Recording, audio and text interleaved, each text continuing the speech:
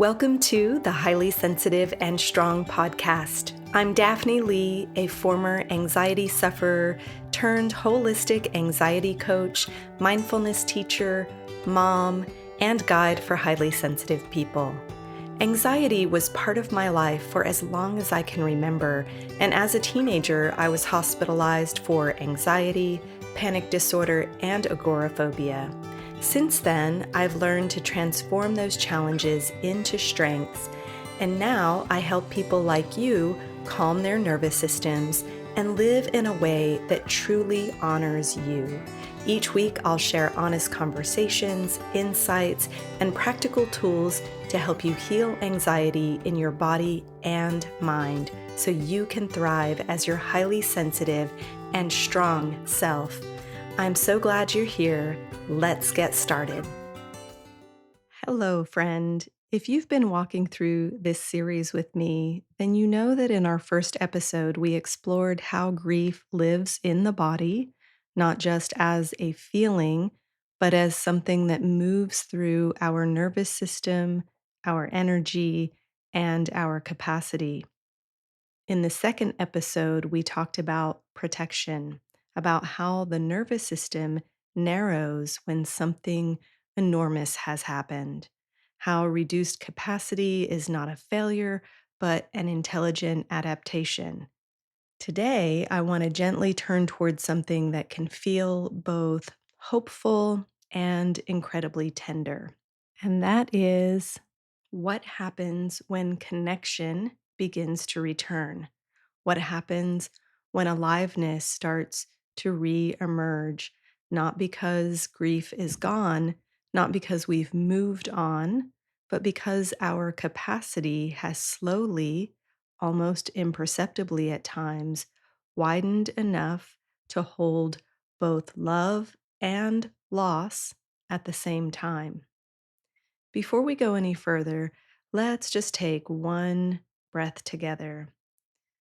Take a moment to receive a slow breath in and release an even slower breath out.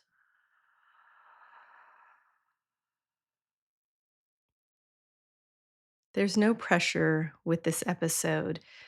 It's really important to know there's no timeline or expectation that you should be in any particular place with your own grief process. We're simply creating space for curiosity. For me, the first shift with my grief didn't feel dramatic. It wasn't like a huge breakthrough. It happened subtly, and it started in January of this year. I was working inside my Rooted Resilience membership, guiding our theme for the month, which was on reflecting, integrating, and preparing for a new cycle.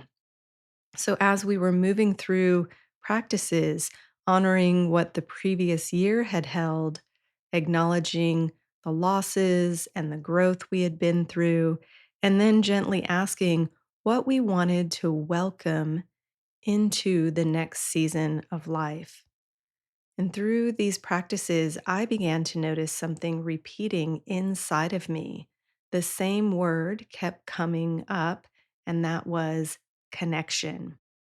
Not achievement, not being more productive, not feeling clearer about things, but connection. And when I stopped and really let myself feel that word, not think about it, but feel it, there was a sense of warmth in my chest. There was a kind of quiet resonance. It wasn't dramatic, but it was charged and it felt alive. And I realized with some honesty that I had been avoiding connection, not consciously, not in a way I would have named at the time, but I realized that my nervous system had been guarding itself. After my dad died, protection had been necessary for me.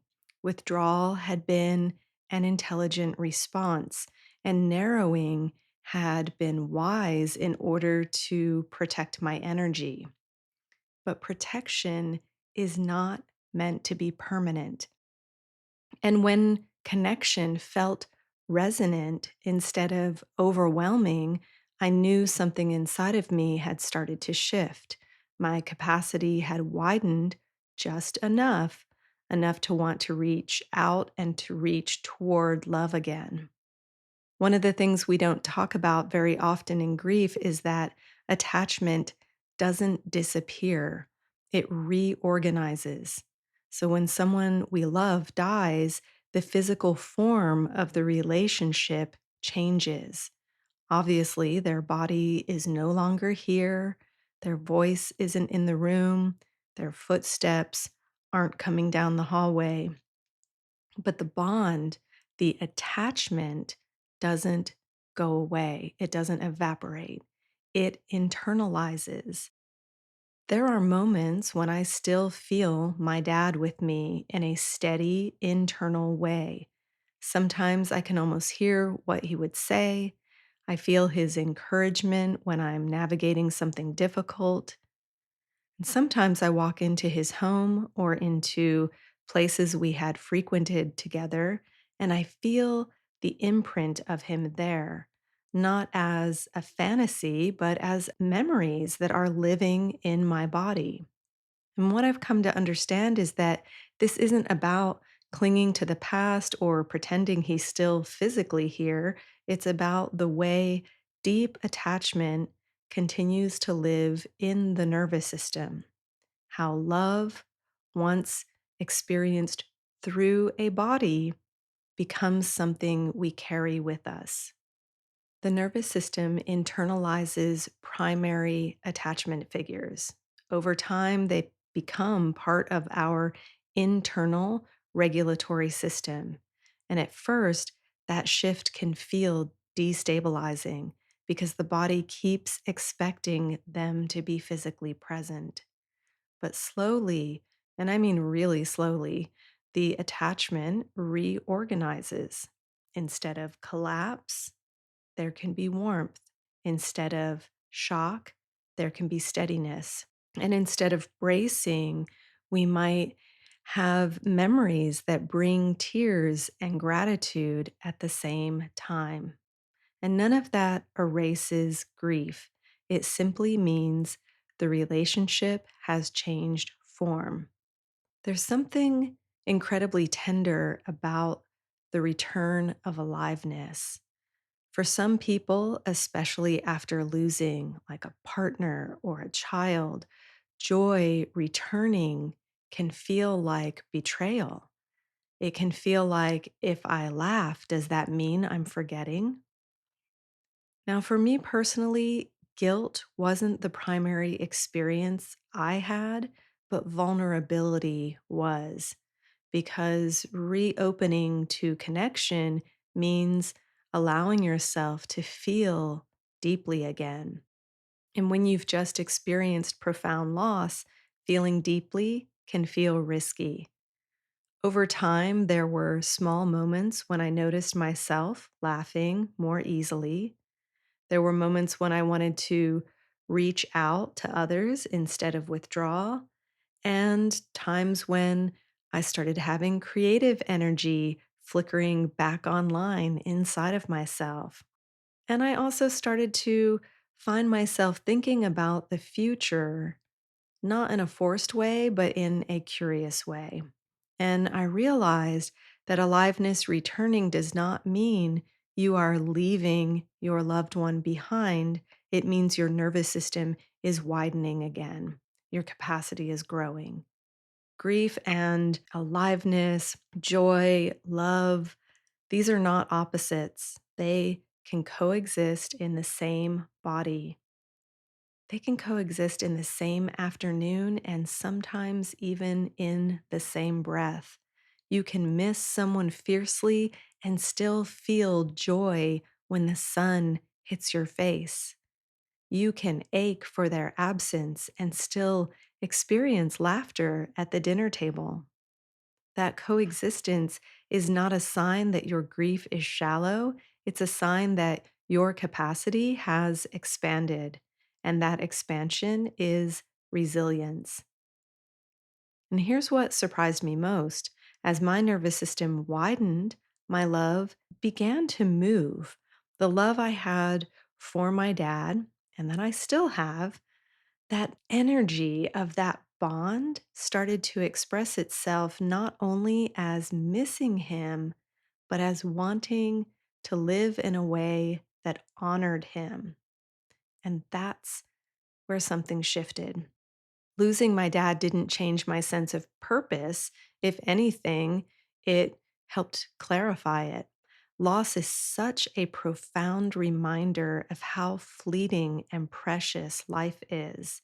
And when you've sat beside someone as their body slows down and you've watched their breath become fragile, when you have felt the finality of form changing, you cannot unsee how temporary all of this is.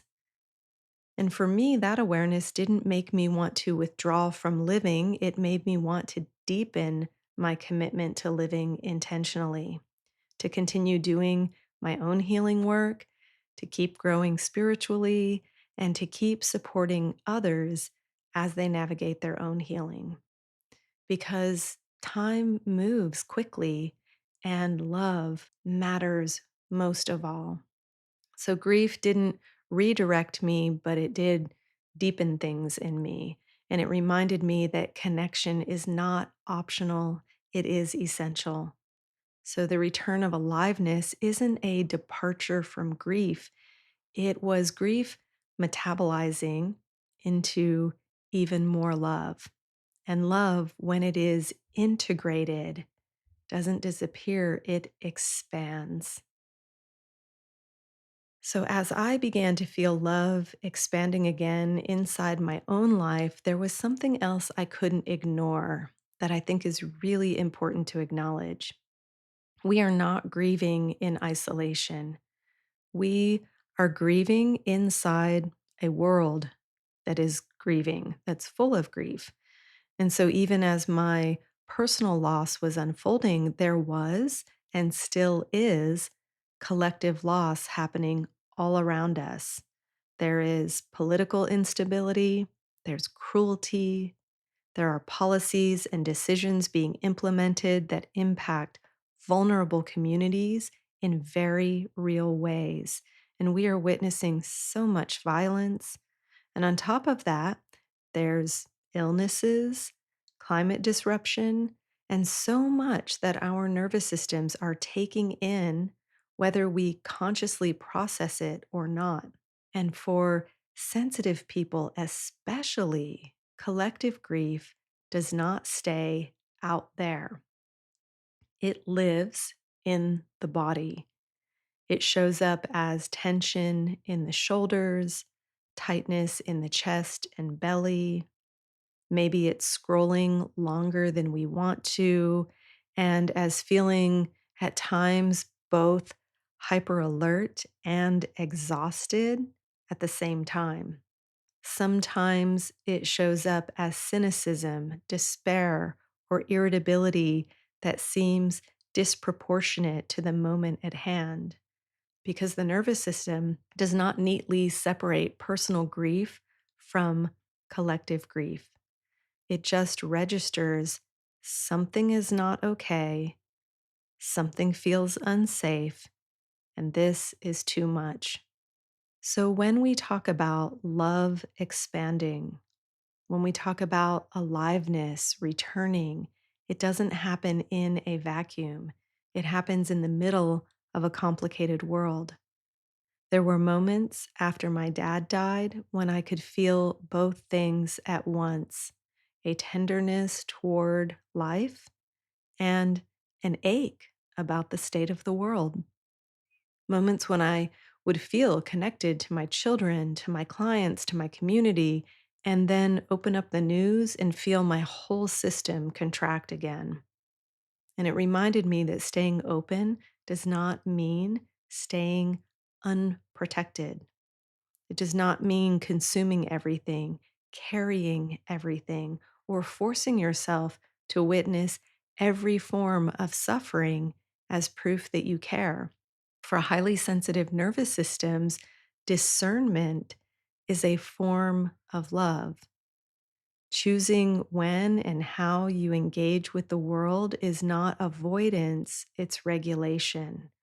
And there were days when I had to intentionally reduce my intake of news or even avoid it completely, not because I didn't care, but because my system was already processing so much. And there were days when the most radical thing I could do was step outside, feel the air on my face, and remind my body that right now, in this moment, I am safe enough. And that doesn't make us disengaged, it makes us sustainable. Because if we collapse under the weight of collective grief, we lose our ability to contribute to the world in meaningful ways. But if we stay connected to love, if we allow aliveness to return in small, honest increments, we become steadier, not hardened or numb, but steady. And steadiness in a grieving world is a profound offering. We need to remind ourselves that tending to your nervous system is not a selfish act. It's relational. It's what allows you to remain open hearted without burning out and to care without collapsing. It's what allows you to witness pain without becoming swallowed by it. We do not honor the suffering of the world by destroying ourselves in response to it. We honor it by staying human, by staying connected and staying capable of love. And sometimes that means narrowing your focus. It means tending to the people right in front of you, to strengthening the small circle of care you actually have influence within. And it means doing your own healing work so that you are not unconsciously adding more reactivity into the collective field. Grief, when integrated, expands love.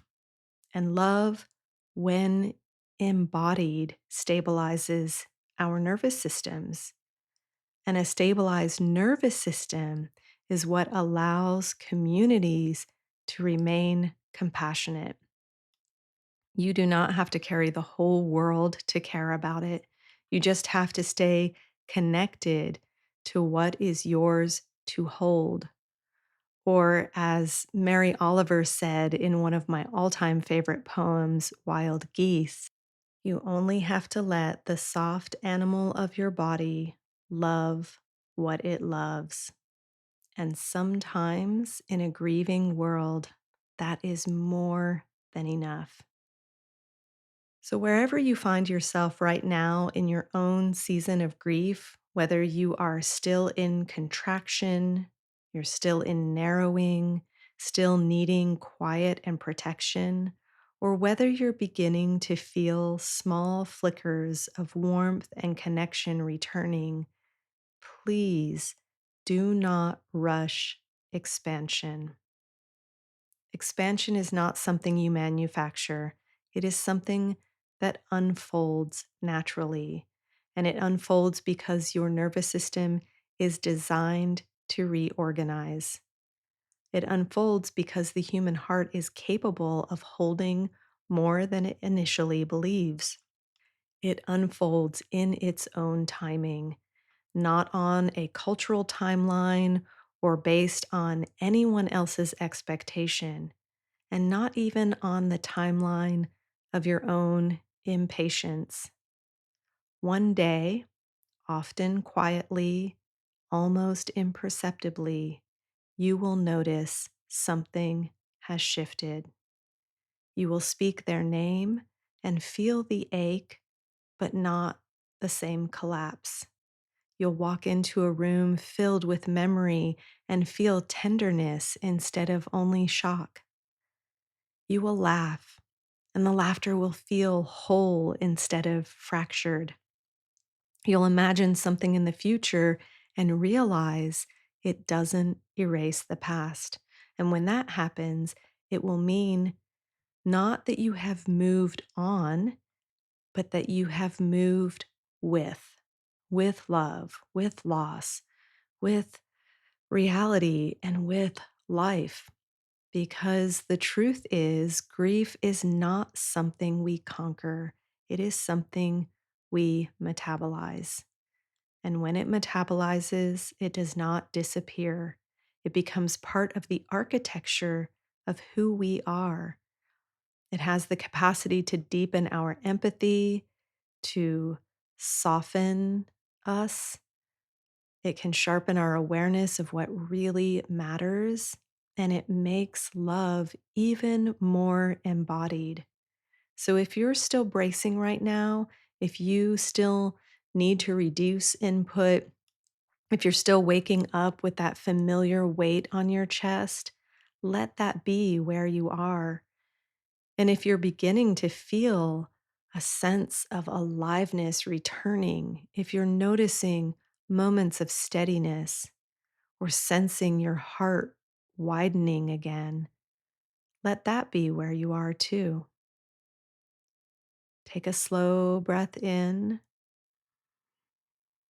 Feel your chest rise. Feel the air move in and out of your body. Notice that you are still here. You are still capable of connection, love, tenderness, and strength. And that capacity, that ability to remain open in a world that is both beautiful and broken, is resilience. It is devotion. It is your nervous system doing exactly what it was designed to do, to adapt, reorganize, and return to life. If this series has felt supportive to you, if something in these conversations has helped you feel less alone inside your grief, I would gently invite you to share it with someone in your life who might be walking through their own season of loss. Sometimes we don't know what to say to someone who is grieving, and sometimes the most loving thing we can do is offer them companionship or a reminder that their nervous system is adapting, and that takes time. And you never know who might need that right now. So, thank you for walking through this series on grief with me. Thank you for showing up with your honesty and courage and for connecting with me. And thank you for being your deeply sensitive and deeply strong self.